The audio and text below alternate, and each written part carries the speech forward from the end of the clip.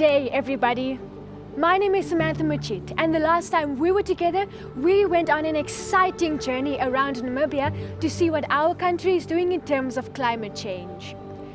We visited many public and private institutions, projects, as well as programs, and wow, we are doing a lot as a nation. However, this time, we will be exploring in depth at renewable energy in Namibia.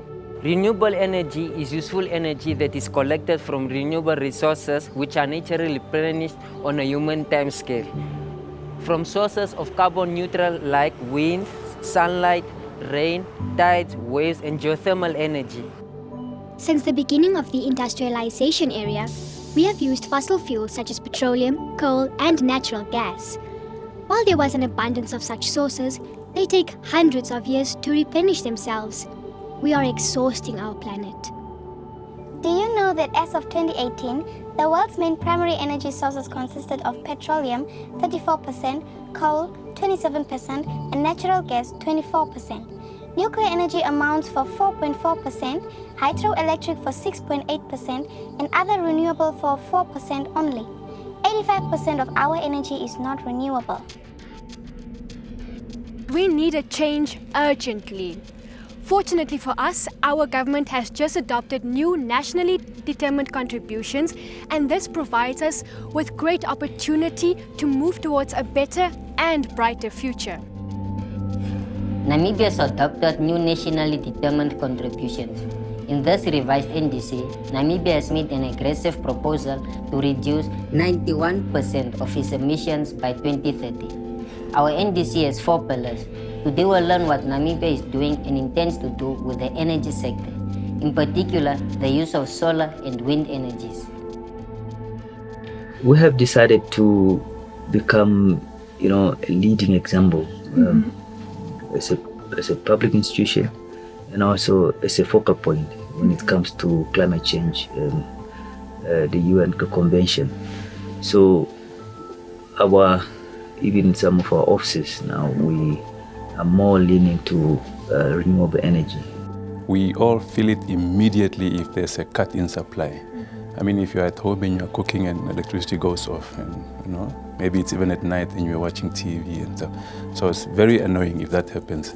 It becomes even more costly and perhaps even dangerous at the business and institutional level. You can think of a hospital doing theater and suddenly the lights are off. And ultimately at the country level, it costs us. Our GDP or our economy is almost directly linked to energy supply. And we want to encourage our communities to use more solar, because some of them are very far from the national grid, so they have to use renewable energy to electrify their areas. We know it's extremely important to have it on all the time, but we also know from a climate change perspective, its supply and use, or its production and use, is a significant contributor to greenhouse gas emissions.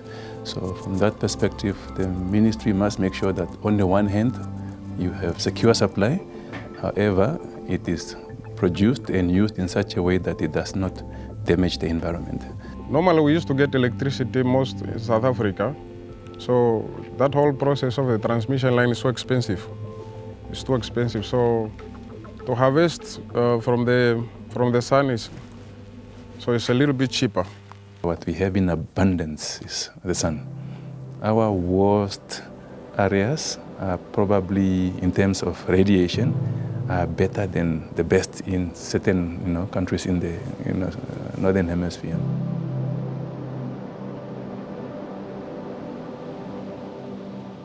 Here we have, as you can see, these panels are now tilted in this direction, but in a few while you will see that they will be moving. We are actually tracking the sun. So we want to be perpendicular towards the sun, and then once the sun hits the surface of these solar panels, that energy is converted into electricity, direct current, and then once we connect all these panels and then we feed it to what we call an inverter. How this works is, the solar panels will absorb sunlight energy with the help of the black color, which absorbs heat energy more efficiently. Now, once the sunlight energy is absorbed, The photons will knock off the electrons from the atoms which are absorbed. And now that these electrons are now knocked off and they are free moving electrons leads to electricity, or it produces electricity. As you can see, they've got cables coming in. We have connected all these solar panels to this, basically 91 panels. We've connected to this inverter, and then all those panels here, they feed electricity into the inverter as DC current. That DC current is then converted into AC. AC is what we normally use in our houses because you don't want to use DC. AC is better than the DC. So once they convert it to AC, and then they take it to our transformers, which are located in the middle of the park.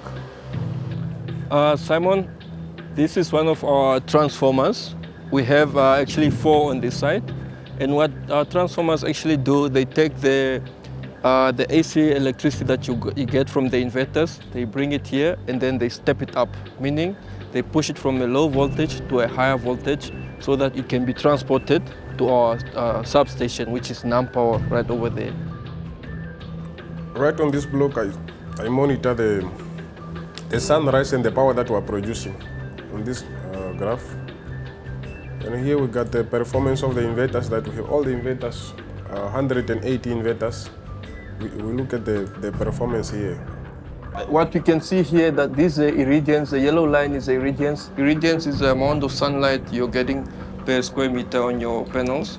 And in this case, we have about 800 and 810. That is very, very good. Right here we have weather stations. We read the wind speed, the air temperatures, and the sun position on this weather station here, right here.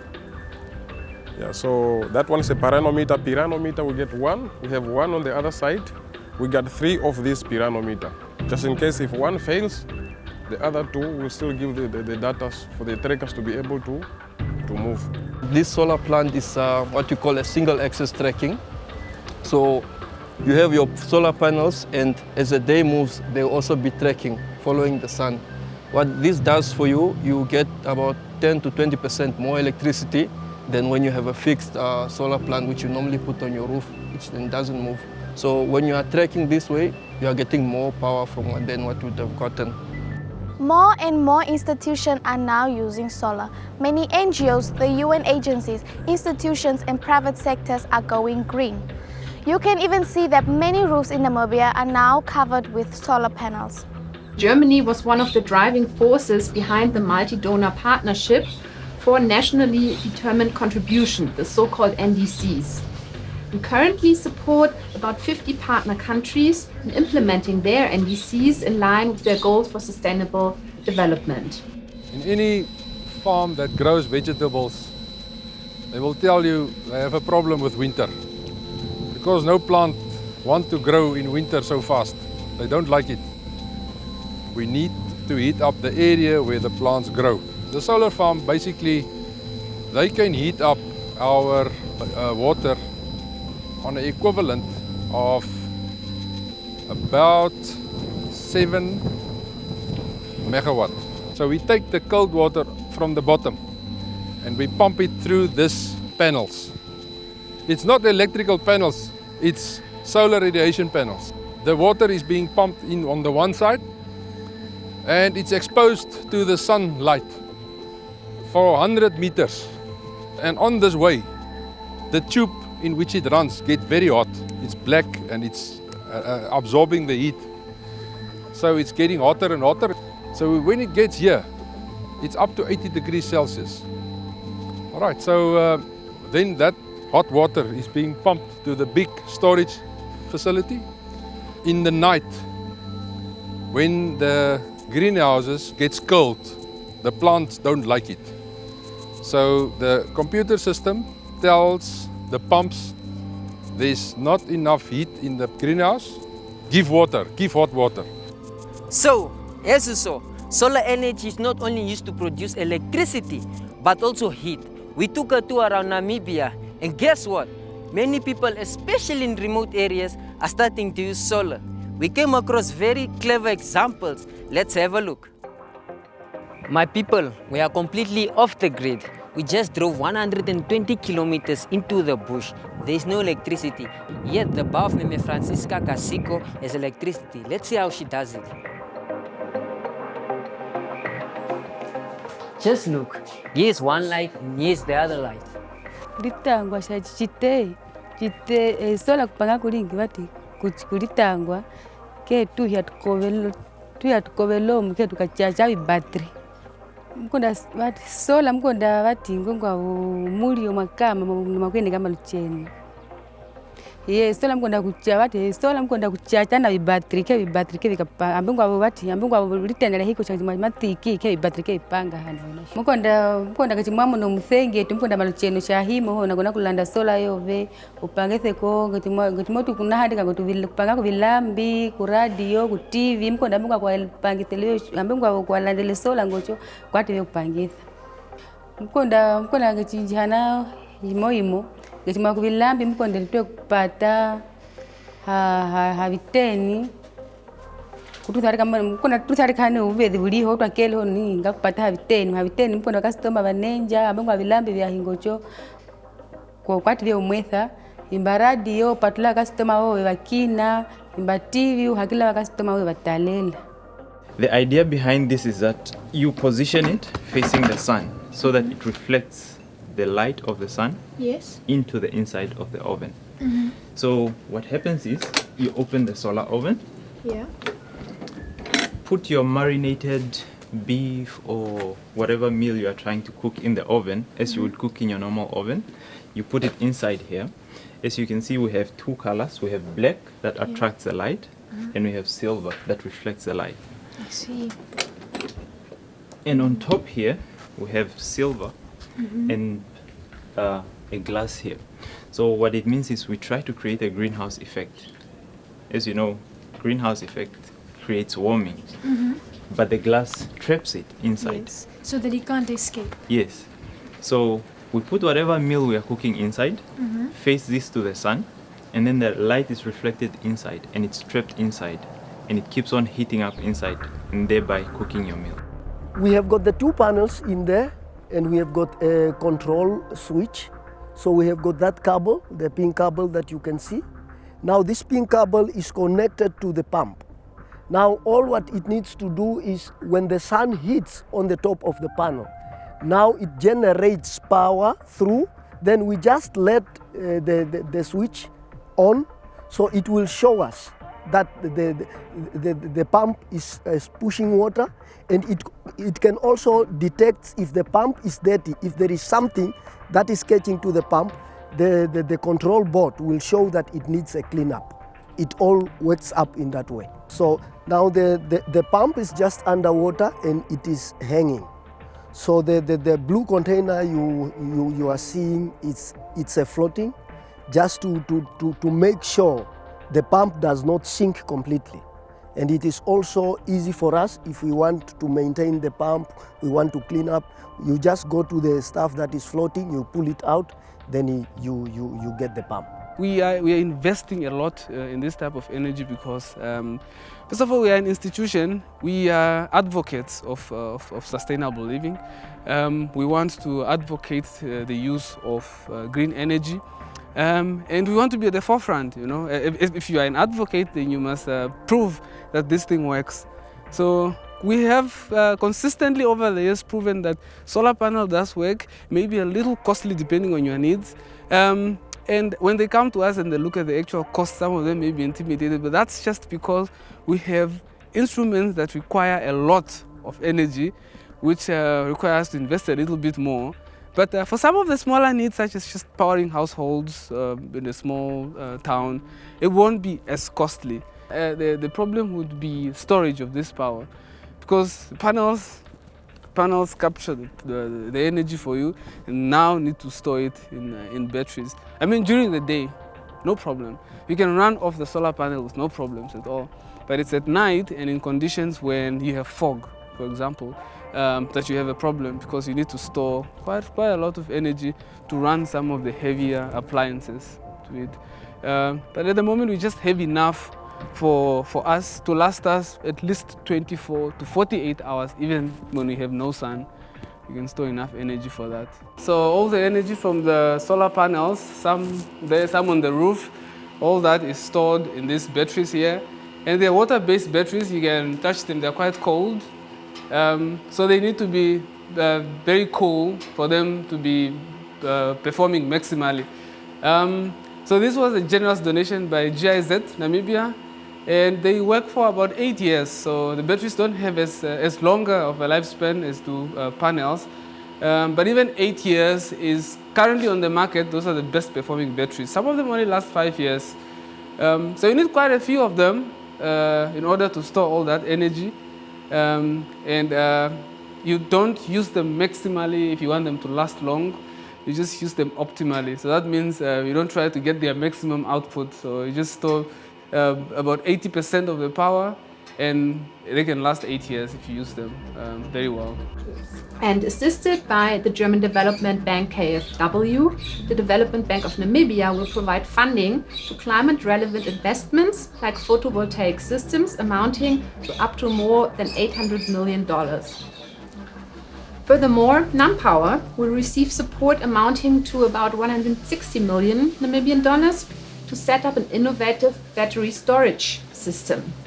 This will allow further integration of wind and solar energy by ensuring grid stability, and is the first project of its kind in Southern Africa, fulfilling a pioneering function within the region. And when you think you've seen it all, guess what? No, you haven't. The Tamara Mopane Lodge of Gondwana has came up with a very clever design.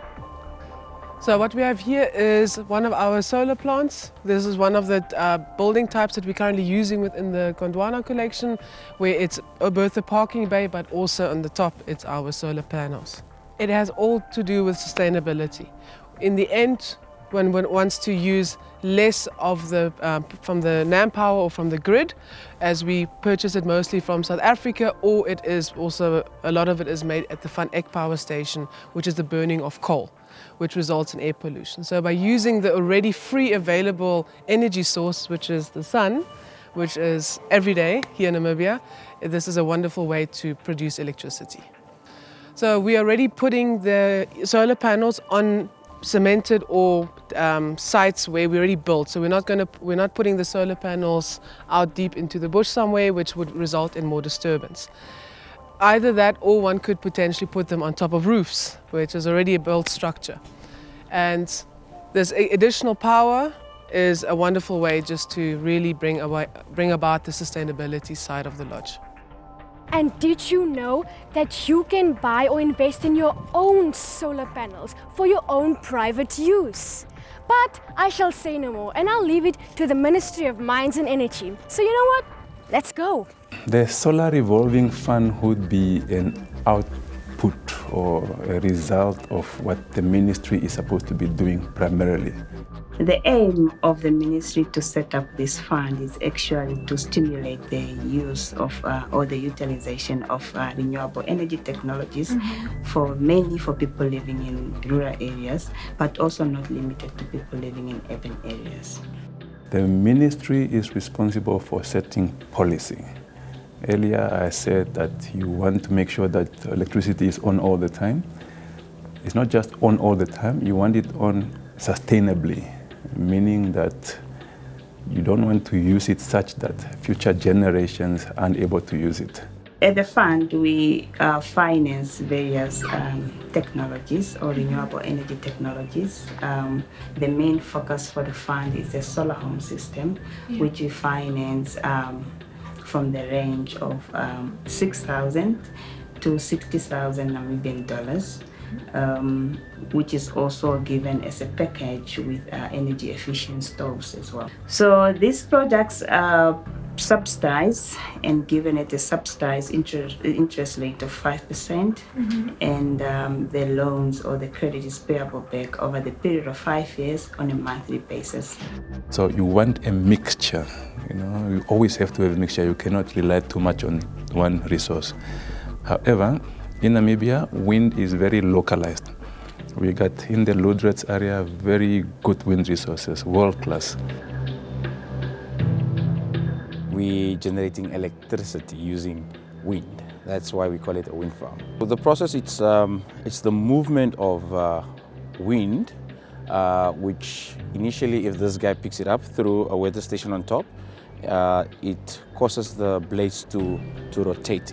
In this movement, we generate in terms of from kinetic energy to mechanical energy to electrical energy. So that's how the energy is transformed.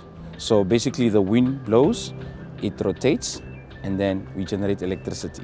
So in terms of our generation, we are at a commercial scale. We're not at a residential scale where we're generating small electricity. We're generating 5,000 kilowatts. That's a large scale, so we cannot store. What we do is just we generate and sell to our national utility, Nampower. So in terms of getting the solar electricity and then converting it into yes. So basically with us, this is our converter. So compared from solar to wind, we've got a bigger converter compared to the all small solar converters. So if you turn this, you can turn it, it will stop. And then you'll see all the system goes from green to shutdown. So it means nobody can start this except you should be on site. Yes. So that's how we do in terms of our daily operations when we come to the tower. All right, and then this is my harness. So basically this is what keeps my body intact to the ladder through the slider. Okay.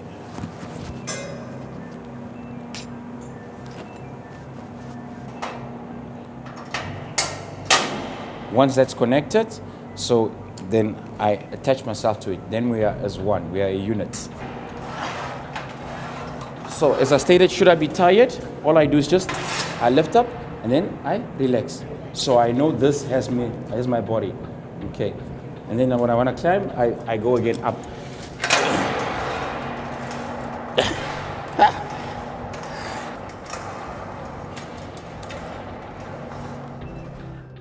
This is a sort of a windmill that can generate water to take it to the reservoir in order for the animal to drink.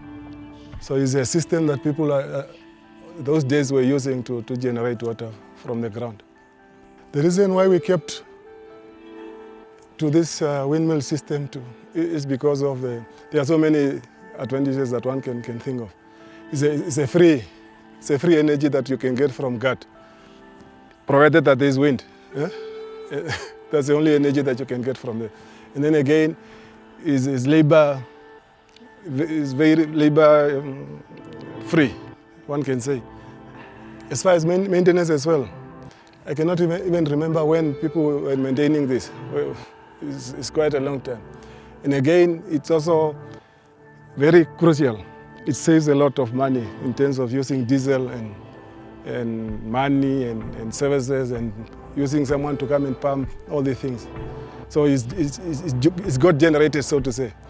If that thing is moving, or blades, when they are moving, then they're generating water through the rods that are inside. And those rods pick the water up and then take it to the reservoir.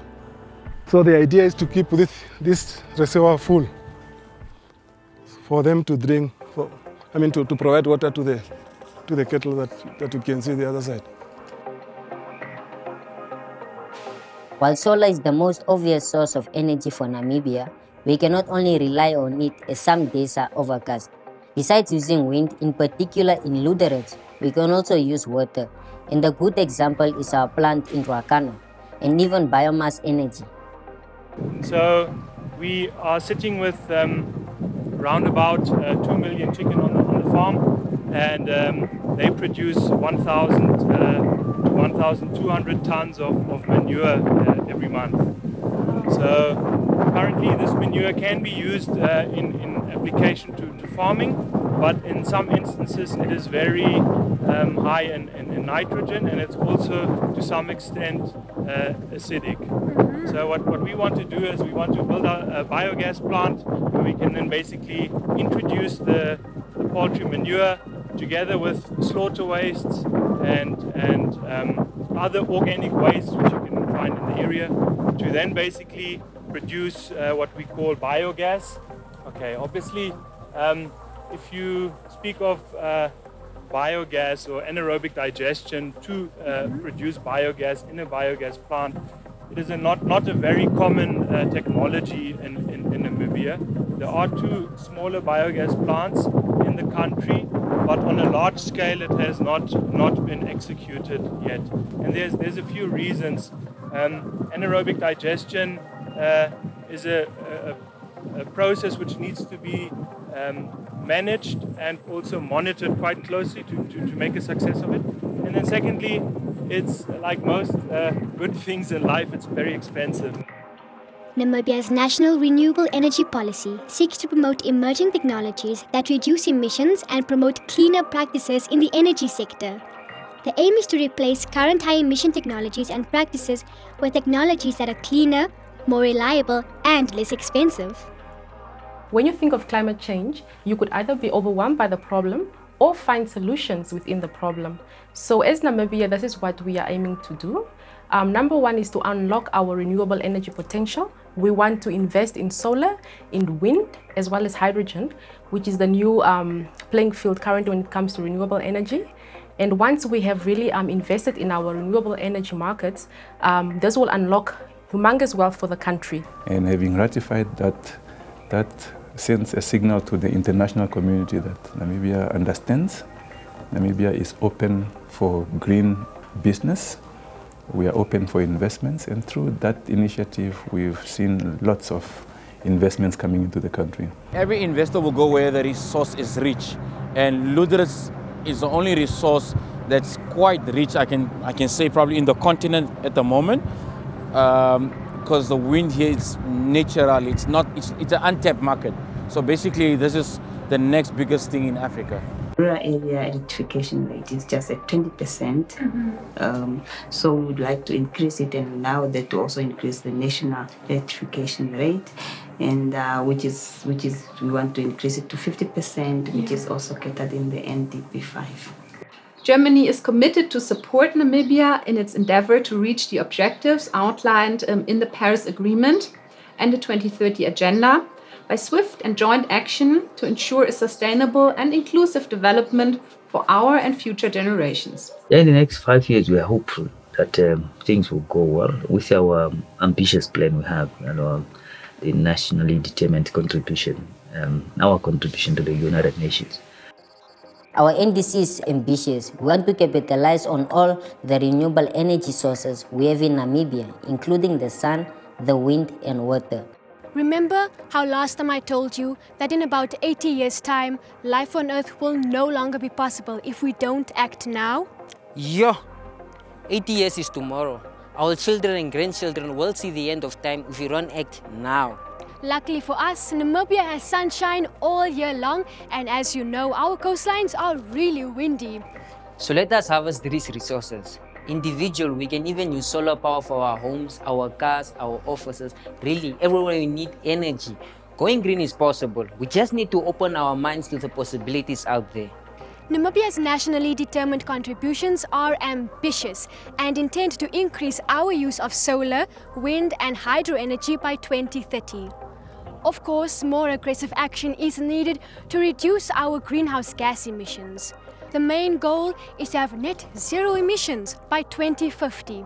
So let's support these initiatives. While you think about it, from me, Simon. And from me to Sunny. And from me, Samantha. It's goodbye. Samantha and Simon sliding out.